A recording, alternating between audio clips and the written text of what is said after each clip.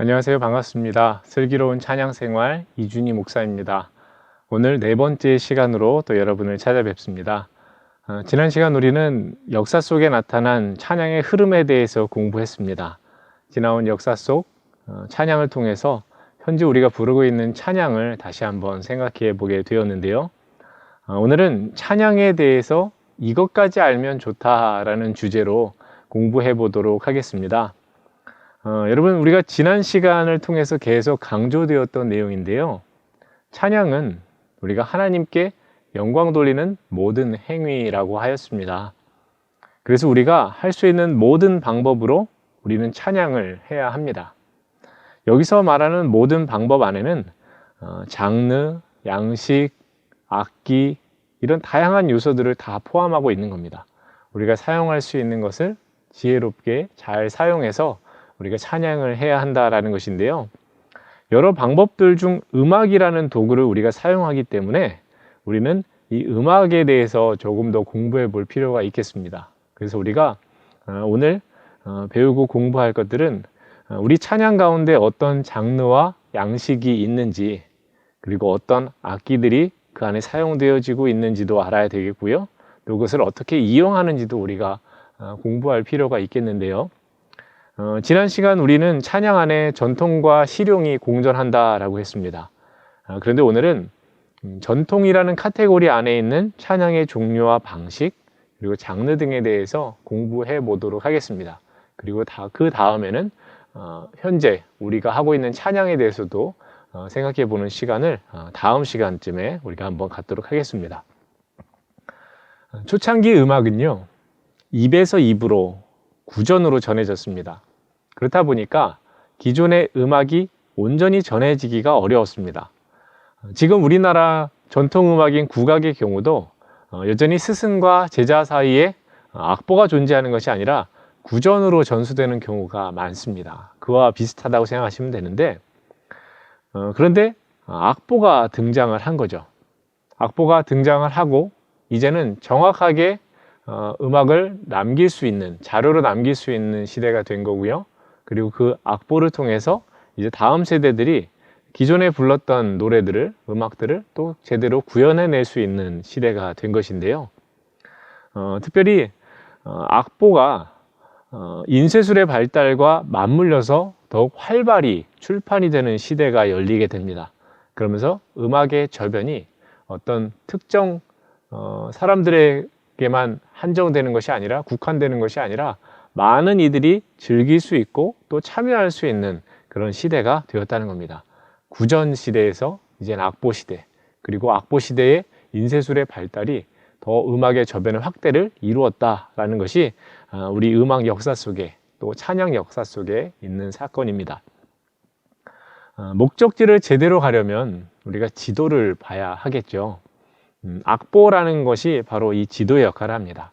악보는 음악이라는 여행길을 알려주는 지도입니다. 그래서 우리가 찬양을 잘 하려면 이 악보를 볼 줄 알아야 합니다. 악보를 볼 줄 안다는 건요, 그 안에 담겨 있는 내용을 통해서 노래를 부르거나 악기를 연주하는 것을 뜻합니다. 기본적으로 음자리표가 무엇인지, 음표가 무엇인지, 쉼표가 무엇인지, 그리고 악상기호가 무엇인지, 빠르기 등과 같은 것이 어떻게 나타나고 있는지를 악보를 통해서 우리가 알아야 합니다. 그래야 어떤 식으로 부를 것인지, 그리고 어떤 방법으로 연주할 것인지를 알 수 있기 때문인데요. 그러면 우리가 악보상에 나타나는 기본적인 요소들을 한번 공부해 보도록 하겠습니다. 먼저 제가 여기 음자리표들을 표시해 놨는데요. 높은 음자리표, 낮은 음자리표, 가운 음자리표입니다. 음자리표는 음 높이의 그 기준을 지정하는 역할을 합니다. 그래서 음자리표를 기준으로 해서 어떤 음인지를 알 수 있게 되는데요. 이제 하나씩 살펴보자면, 첫 번째는 높은 음자리표입니다. 가장 익숙하게 보셨을 겁니다. 높은 음자리표는 알파벳 G에서 유래되었는데요. 5선 중에 두 번째 줄을 솔, G로 지정해서 이것을 기준으로 음을 알아갈 수 있는 것이 높은 음자리표입니다. 그 다음은 낮은 음자리표입니다. 낮은 음자리표는 높은 음자리표와 달리 5선 중 네 번째 줄 F, 또 파라고 하죠. 그 음을 지정합니다. 그래서 이것을 기준으로 또 음을 찾아가야 하는 음자리표고요. 높은 음자리표와 낮은 음자리표는 우리가 지금 현재 사용하고 있는 찬송가를 보면 한 악보 안에 둘 다 그려져 있는 것을 아마 보실 겁니다. 그리고 보셨을 겁니다. 그리고 사부 합창의 경우 소프라노와 알토는 높은 음자리표에 표시가 되고요. 테너와 베이스는 낮은 음자리표 악보에 그려지는 것도 여러분들이 다 보셨을 겁니다. 그리고 음자리표가 하나 더 있는데요. 중간음 자리표라고도 하는데 공식 명칭은 가온음 자리표입니다. 가온음 자리표는 가온다, 우리가 흔히 음계의 처음인 도라는 음을 표시하기 위한 것인데요. 5선 중에 가운데인 세 번째 줄 또는 네 번째 줄을 이 시, 도라고 지정을 합니다. 세 번째 줄을 기준으로 할 때는 알토표라고 하는데요. 이렇게 쓰여진 악보는 악기 중에서 비올라를 위한 악보를 이렇게 표기하고요. 또 네 번째 줄을 기준으로 하는 가온음 자리표가 있는데 이것은 테노표라고 합니다. 악기로는 트롬본, 바순, 첼로 등을 위한 악보에 사용되어집니다. 그래서 우리가 노래로 찬양하는 경우에는 이 가온음 자리표 악보를 보는 것이 흔치는 않습니다. 그리고 음자리표 중에는 또 뉴트럴표라고 하는 것이 있습니다. 이건 뭐냐면 앞에 자리표들과 달리 음자리를 딱히 명시하지는 않는, 표시하지 않는 그런 자리표입니다. 선율이 없는 타악기를 위한 음자리표인데요. 선율이 없기 때문에 이 음정, 높낮이를 표시할 필요가 없습니다. 그래서 박자만 표시되어질 때 쓰는 음자리표가 뉴트럴표라는 것이 있습니다. 그러면 이제 음자리표를 봤기 때문에 이제는 음표와 쉼표를 한번 보도록 하겠습니다. 먼저 음표를 보자면요. 음표의 종류는 5분음표, 2분음표, 4분음표, 8분음표, 16분음표, 그리고 여기에 써놓지는 않았지만 또 32분음표도 있고요. 64분음표까지도 있습니다. 그리고 점이 옆에 붙냐 안 붙느냐에 따라서 점 2분음표가 되기도 하고 점 4분음표, 점 8분음표, 점 16분음표 이렇게 되기도 합니다. 쉼표는 음표를 쉼표로 그대로 바꾸면 됩니다. 음표는 소리를 얼마만큼 낼 것인지지만 쉼표는 얼마나 쉴 것인지가 되겠죠. 그래서 온쉼표가 있고요. 2분 쉼표, 4분 쉼표, 8분 쉼표, 16분 쉼표 그대로 바꾸시면 됩니다. 즉 음표는 그만큼 음을 내는 것이고요. 쉼표는 그만큼 쉬는 것인데 음표는 말 그대로 음의 길이, 높이를 표시해 줍니다. 그래서 우리는 악보에 표시된 음표를 따라서 얼마나 길게 소리를 내어야 하는지, 어떤 높이로 불러야 하는지를 알게 됩니다. 노래로 찬양하는 입장에서는 이 음표를 잘 읽어내는 것이 참 중요합니다. 물론 쉼표를 또 읽어내는 것도 중요하겠죠. 그래서 우리는 시창이라는 것을 할 수 있어야 됩니다. 시창은 말 그대로 악보를 보고 내가 노래를 부르는 것을 말합니다. 시창을 잘할수록 악보 속 내용을 익히는 속도가 빠르고요. 찬양대 안에 솔리스트가 있죠. 솔리스트에게 요구되는 가장 큰 능력이 바로 이 시창 능력입니다. 처음 본 악보를 바로 읽어내서 부를 수 있는 능력입니다. 왜냐? 보통 찬양대 안에는 전공자보다는 비전공자, 음악을 전공하지 않은 대원들이 많기 때문에 이 솔리스트들은 그 대원들을 이끌고 가야 하기 때문에 특별히 시창 능력이 뛰어난 솔리스트는 찬양대에 아주 큰 도움이 됩니다. 그러나 음악을 전공하지 않은 분들도 찬양을 더 잘하기를 원하신다면 이 시창을 훈련할 필요가 있습니다. 악보를 보고 술술 불러내는 거 가장 좋겠지만 그렇지는 않아도 이음이 저음으로 어떻게 이어져 가는지, 어떤 간격이 있는지 정도만 읽어낼 수 있다면 그것만으로도 충분합니다. 하지만 할 수 있다면 계속해서 이 시창 능력을 길러가는 것이 찬양대적으로도 또 개인적으로도 찬양을 더 잘할 수 있는 그런 조건이 됩니다. 여러분, 시창은 이 음과 음 사이의 간격을 알아서 그것을 불러내는 것인데요. 제가 간단하게 팁을 드리자면 나름의 기준, 내가 가지고 있는 그 음간격의 기준이라는 것을 소유하시면 좋습니다. 왜냐?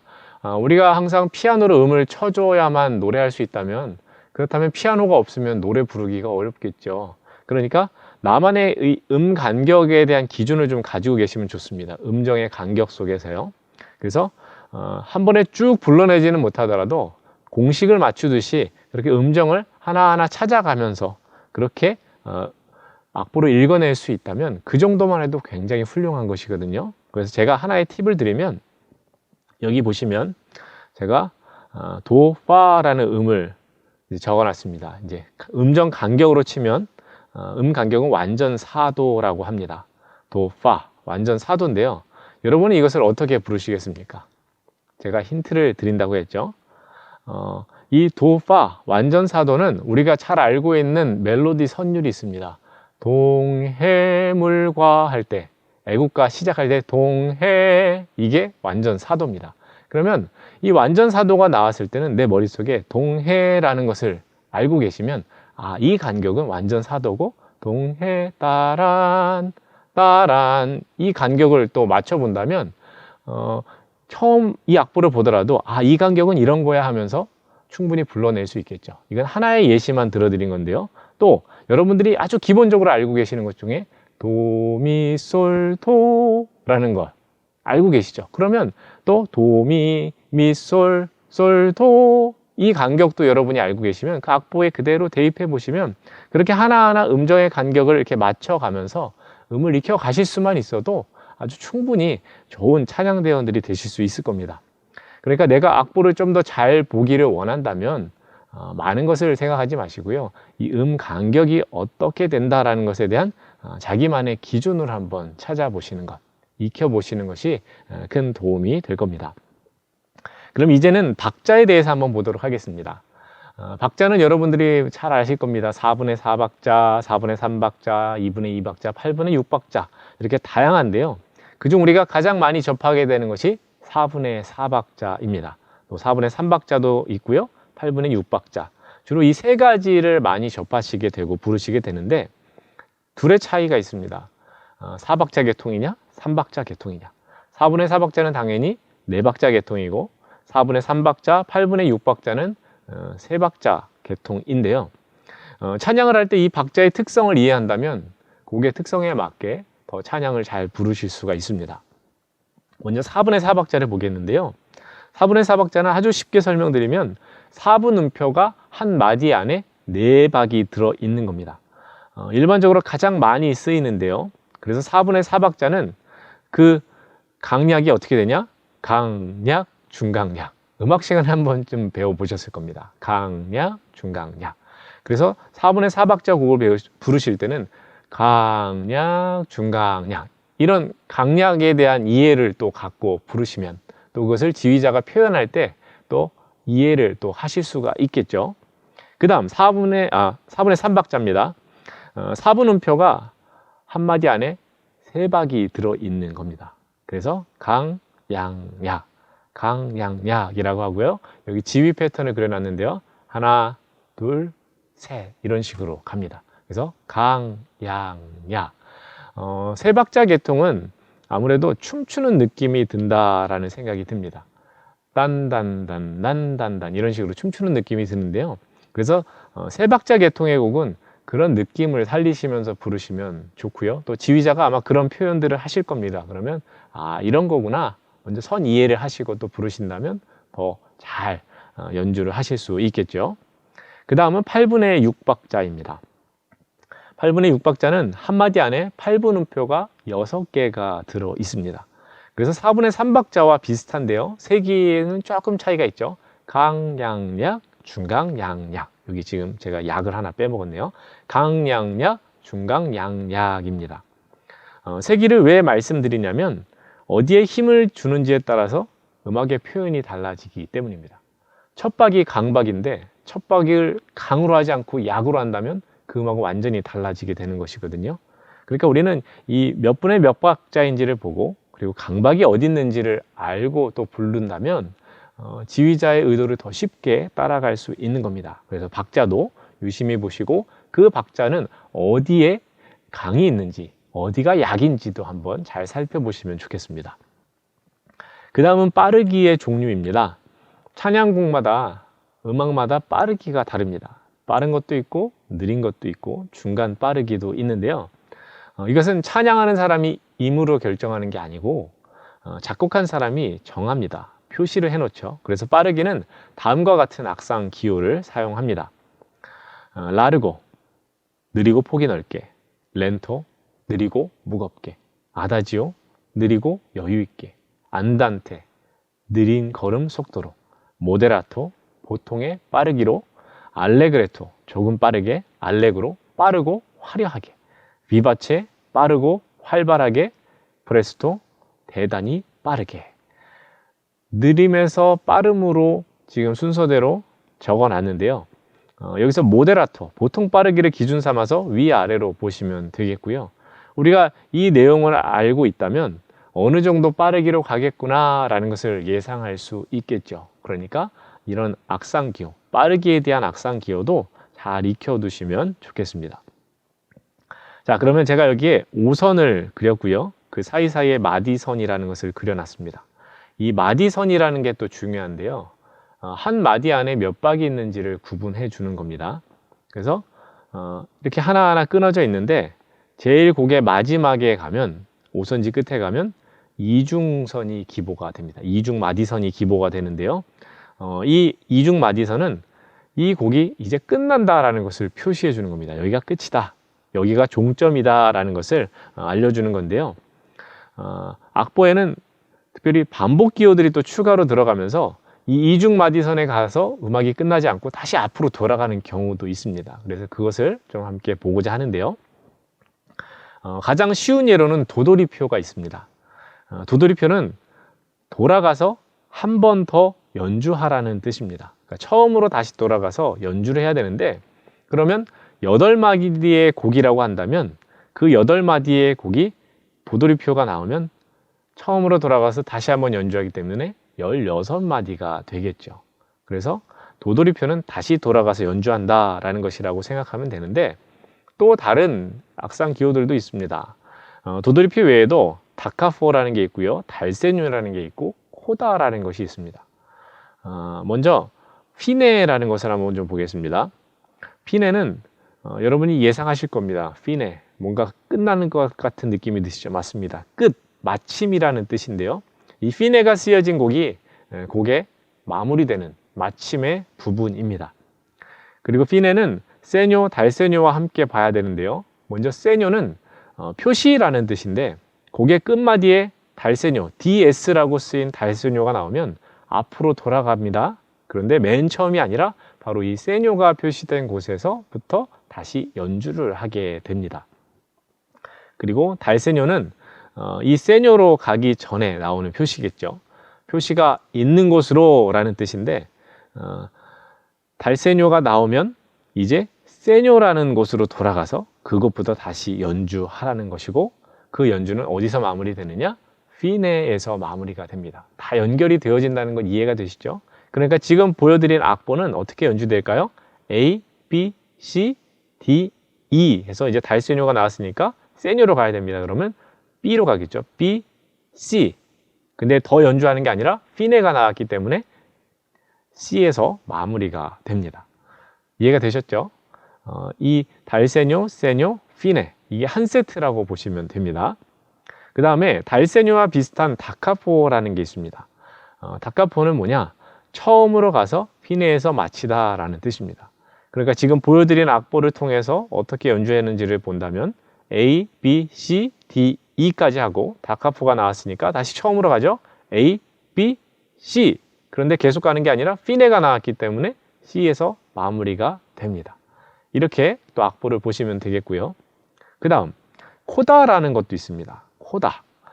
코다는 이태리어로 이 꼬리라는 말에서 유래가 됐는데요. 모양은 동그라미 안에 십자가가 덧그려진 형태입니다. 근데 이 코다는 하나만 나오는 게 아니라 두 개가 한 세트입니다.